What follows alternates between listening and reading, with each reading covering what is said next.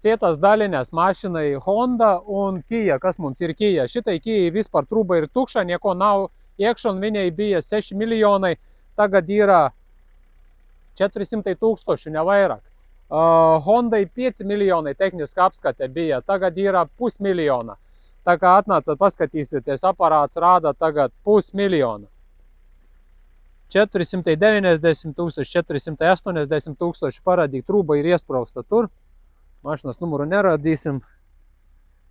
Ja redzat, un Hondai arī tas pats. Honda tagad rūca, ne? Jā. Tā, tagad ieliksim zonde Hondai, izvilksim ārā analizatoru, izvilk ārā analizatoru, tulītās viņš nokritīs. Skaties uz daļinēm.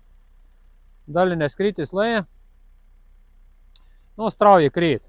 Lai krīt, redzi. Gandrīz vispār nokritās. Tagad likšu iekšā Hondai, kur tas viņam izplūda pašā gala, otrā gala.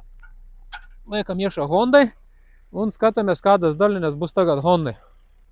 Kur tā Honda ir, grūti redzēt, bet vienalga, ja 500 000, ne vairāk tai Hondai. Tā kā šitai mašinai, kā atkartoja, visi ir ārā. Hondai, laikam, DPS ir iekšā, vajadzēs vēl apskatīties, bet Kijai nav, Hondai saregulējam, un galvenais, ja tai mašinai sprauslas labas un motors eļu nedzen, neēd, tad ir iespējams saregulēt visas tās cietās daļiņas. Tā.